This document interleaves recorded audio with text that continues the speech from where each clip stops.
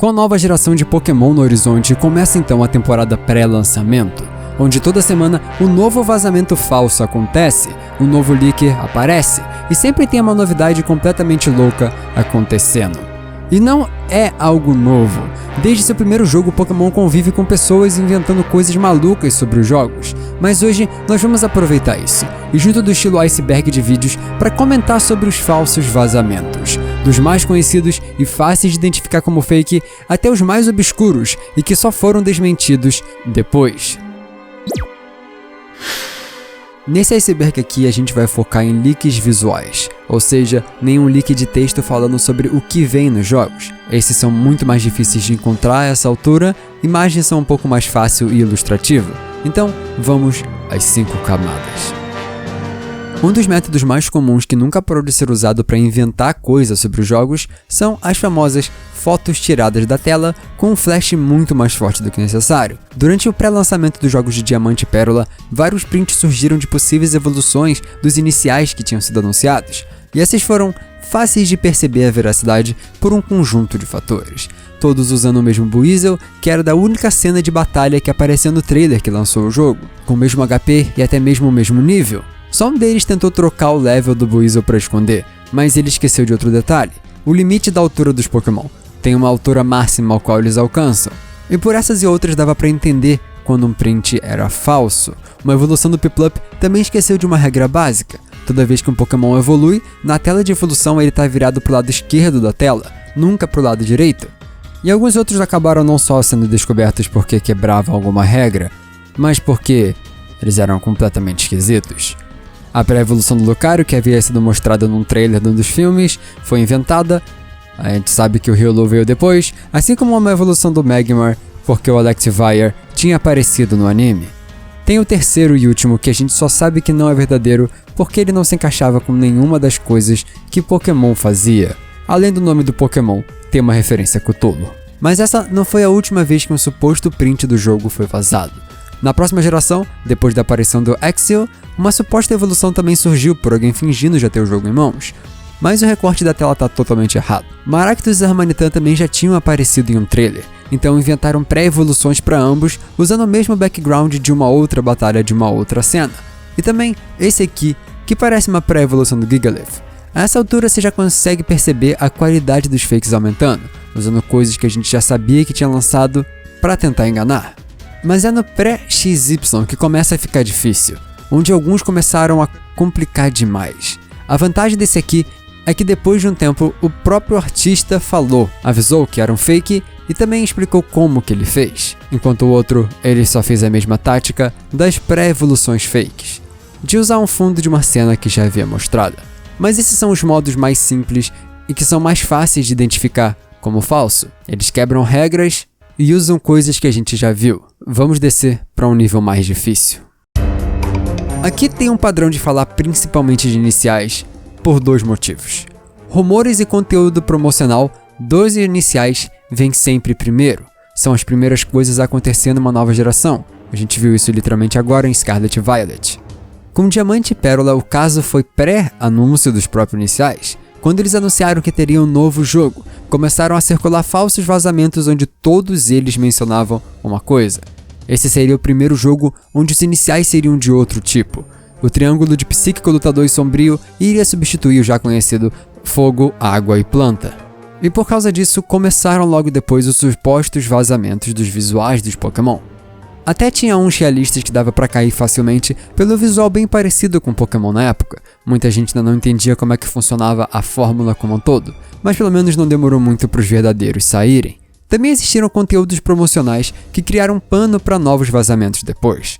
Na quinta geração, os iniciais eles foram mostrados em forma de silhueta no programa Pokémon Sunday, e com isso, toda semana tinha um novo desenho se passando por um vazamento. Teve até uma Evolution que se passou por um falso anúncio em um dos episódios do programa que tinha saído, mas todos esses falsos rumores são mais fáceis de perceber, já que no próximo anúncio oficial que tivesse, seriam desmentidos. Entre Kalos e o remake de Hoenn, teve uma falsa página de um suposto novo Vivillon que ia sair na época de Omega Ruby e Alpha Safira. Ela se dizia de brinde de uma pré-venda, mas como o brinde de pré-venda veio logo depois, não foi tão difícil.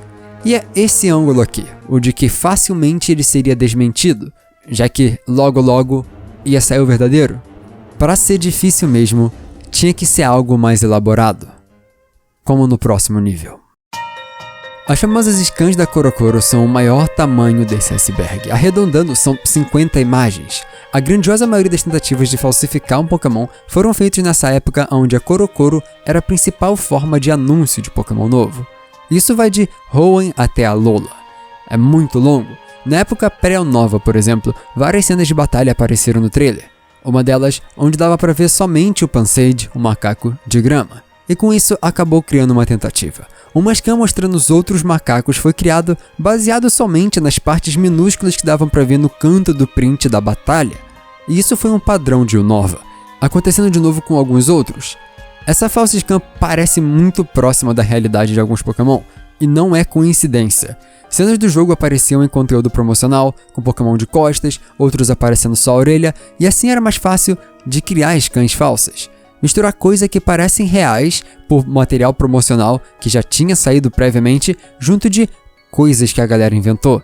É mais fácil dar um tom de realidade a uma imagem, quando você coloca coisas que sabemos pouco sobre, junto de uma coisa completamente inventada.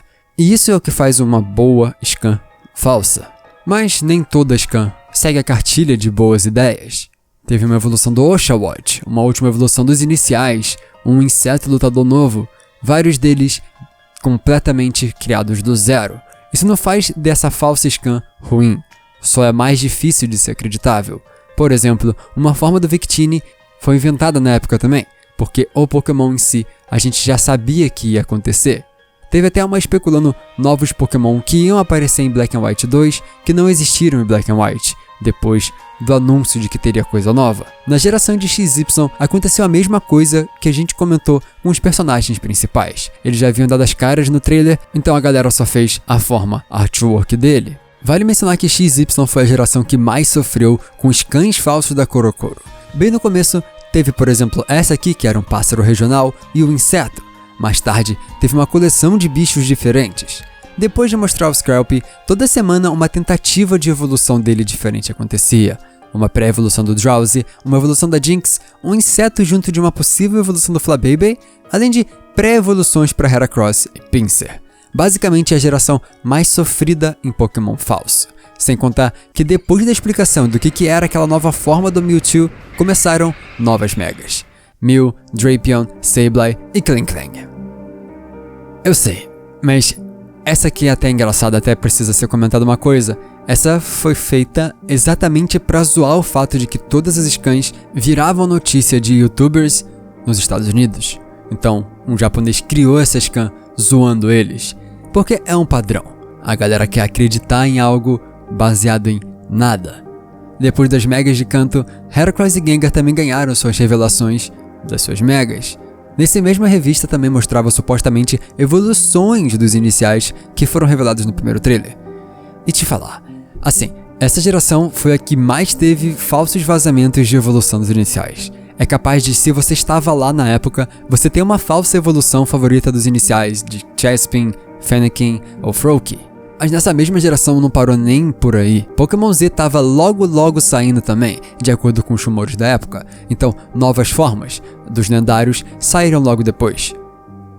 Além de um trio de iniciais, baseado no sul da França, que era parte de Kalos que não tinha acontecido ainda. Seria uma continuação do jogo.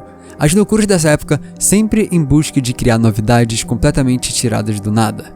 Mas isso não parou em Kalos. Até Omega Ruby e Alpha Safira sofreu com isso. Darkrai, Scolipede e Chandelure iriam ganhar megas novas, já que Diancie e Sableye já tinham sido revelados. A mega do Sceptile mais parecia um Wyvern, mas não é nem mesmo a mais estranha, já que, teoricamente, de acordo com uma das scans, Kyogre, Groudon e Rayquaza iam se fundir de alguma forma. Antes da gente seguir para a próxima, em Alola, vamos voltar no tempo em Hoenn e Sinnoh, que foram os que sofreram os piores fakes de todos. Eu tô falando dessas evoluções dos iniciais que saíram numa revista junto desse Hoenn e Meowth. Só pensa que alguém com certeza acreditou nisso aqui. Sinnoh teve um dos capítulos mais importantes para a comunidade dos fakes, já que ela foi a primeira que teve uma quantidade massiva deles, que nem nós vimos lá no começo.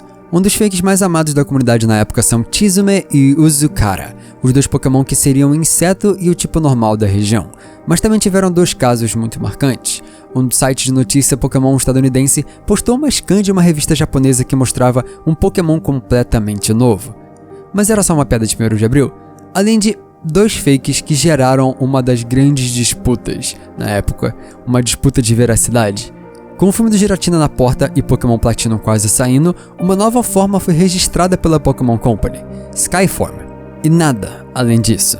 Não se sabia de qual Pokémon seria, então havia uma disputa entre qual dos Pokémon lendários iam ganhar essa forma. Então a disputa ficou no final das contas entre Shaymin, que teve essa imagem vazada, e Regigigas, que produziu essa beldade aqui. A gente sabe que as duas formas estavam erradas, mas saber que o fake do Regigigas foi quem causou o maior alvoroço na comunidade é mais engraçado. Em Alola é onde mais uma vez o sofrimento dos iniciais aconteceu, com suas evoluções sempre aparecendo em scans diferentes, além de formas regionais que nunca aconteceram. Mas o momento que teve mais scans frequentemente foi entre Sun e Moon e suas versões Ultra, onde novas formas de vários Pokémon e até treinadores foram mostrados. Teve até a última scan de todas, a mais poderosa e que por pouco não caiu no próximo nível daqui. Não só uma galera caiu, mas eles compartilhavam ela como real. Os nomes dos jogos tinham sido a única coisa que foram apresentadas pra gente, e quando essa aqui apareceu em Full HD, a galera só acreditou. Era 2016, nunca fez sentido scans vazarem na qualidade bosta que normalmente vazavam. Então, quando essa aqui surgiu com o visual semelhante ao que foi mostrado no trailer, a era das fake news estava feita. Talvez você se lembre que os iniciais de Alola vazaram meses antes de serem oficialmente anunciados, mas que ninguém deu tanta bola. Você já parou pra pensar por quê? A era moderna de leaks é a mais difícil de todas, onde todo leak, rumor, fakemon pode ser real de tão realista que ele é. E isso traz uma argumentação completamente separada. Um dos pontos mais recorrentes na comunidade é de sempre dizer que os Pokémon estão cada vez mais parecidos com os Pokémon fakes da comunidade, quando na realidade é o contrário. Os fake Pokémon estão cada vez melhores, a maior democratização do acesso à ferramenta de desenho, ou seja, mais gente tem acesso a poder desenhar, faz com que todos possam desenhar.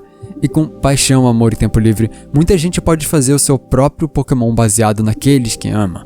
Você aí na sua cabeça provavelmente tem uma imagem de um Pokémon que você já imaginou algum dia na sua infância. Ele tem características que puxaram inspirações de Pokémon reais. Olhos, boca, pata, qualquer coisa. E é por isso que a era moderna é a mais difícil.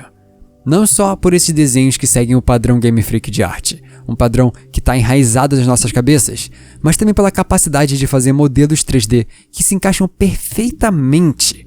Teve até um muito famoso que rodou a internet por um dia inteiro sendo considerado verdadeiro, até que o artista em si veio a público dizer que era uma pegadinha. Pra você ver, é extremamente difícil. Teve uma evolução nova do Eevee em Galar também, que só deu pra saber que era fake por cometer o mesmo erro que aquele Buizy do começo do vídeo, de usar a mesma cena do trailer. Em Alola tiveram os obviamente falsos, mas que se a galera tentasse falsificar eram facilmente críveis, e por isso a galera começou a perder a linha completamente, fazendo por exemplo esse Zunon. É bem feito a imagem como um todo, exceto pelo próprio Pokémon, mas é tentando mostrar um ponto. A galera podia claramente fazer uma falsificação de um Pokémon muito facilmente. As ferramentas para isso estão completamente disponíveis. Mas não é só de desenhos incríveis que vive essa época, existe também um problema enorme pro fator surpresa.